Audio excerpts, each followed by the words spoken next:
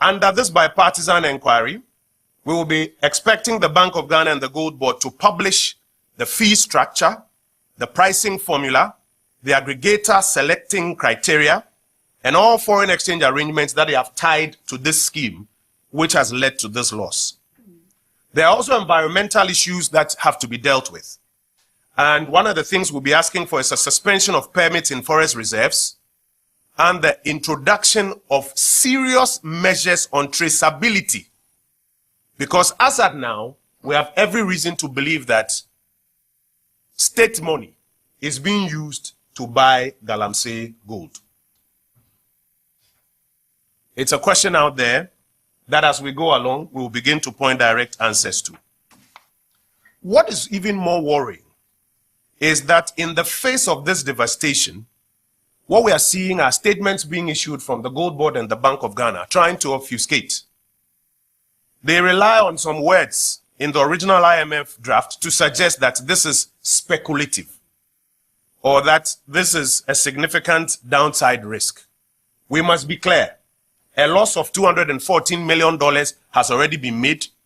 It will be about $300 million at the end of the year. And the people of Ghana cannot be taken for fools by some long-winded statements seeking to parry this tragedy away. Colleagues, the truth about this government is that they have not introduced any superior economic ideas to governance. The $240 million that they are claiming that is a debt that has been incurred by the Gold Board is not true. It's a cost. It's a cost. You know what cost means. You know what losses means. It's a cost. It's not a loss. It has created a lot of impact in the country. So I was expecting the NPP not to jump before the gun, but to take their time for the financials of the Gold Board to be read so that they can make meaningful contribution to that. Cocoa Board, Gold Board, they are the same. They render accounts. At the end of the day, has anybody seen the financials of Gold Board? We've not seen it. All that they've been doing is rebranding, renaming all things that have been done, and sometimes even hiding the details until we, in the minority, call it out for the Ghanaian public to see. Now, today, they are relying on this rebranding, but rebranding without the requisite competence and the requisite attention to the structural issues will be disastrous in the end. And so we ask, so when the IMF is no longer here by the middle of 2026, and they have finished rebranding the ideas that they inherited, which new ideas will they be introducing? Which old ideas will they now be left with to copy? And who will be shepherding them? The previous administration in January 2025 handed over to them an economy that was far larger, far stronger, far less burdened by debt servicing than what they handed to us in January 2027. So, I don't know, they are jumping before the gun. I keep saying that. It is not within the mandate of the minority to call for this. It is something which is bound to come within January and March. All these things will happen. Their singular instinct has been to capitalize on the architecture that was innovated by the NPP.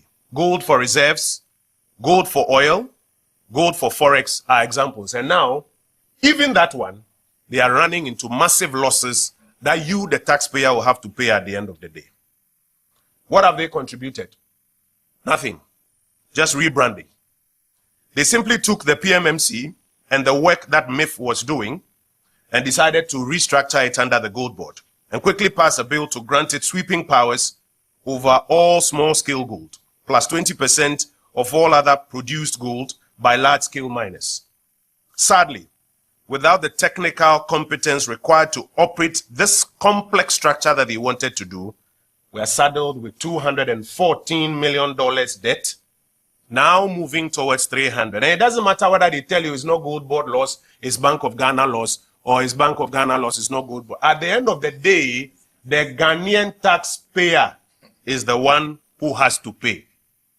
And so as a minority, on behalf of the people of Ghana, we are demanding the following: a bipartisan parliamentary inquiry into the circumstances under which the Republic of Ghana has lost $214 million, heading to $300 million,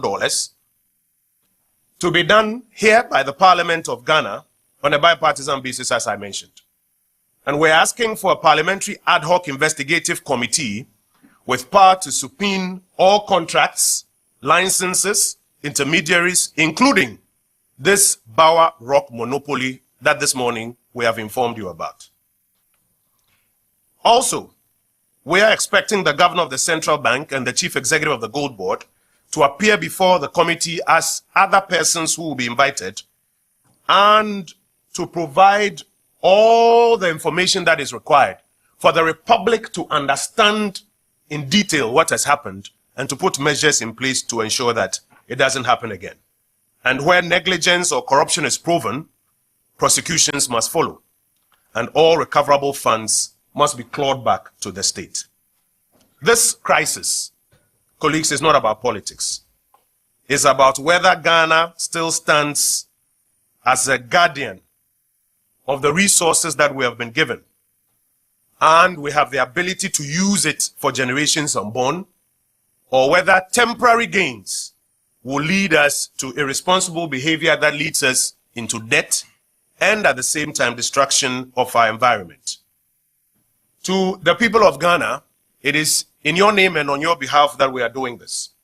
To our chiefs, faith leaders, market women, students, unions, civil societies, academia, and the diaspora, your voices are the only force left to defend this democracy, to defend this republic, to defend this country. Fellow Ghanaians, gold may glitter, but the truth has to endure beyond today. May history record that when our gold was taken and our rivers were poisoned and our future was mortgaged, we all stood up in a bipartisan way to find out the causes, to put in place the plugs, and to hold accountable the persons who have made this happen. This is not a moment for spectators. It's a moment for all of us as citizens to rise and be part of the solution. I thank you for your time.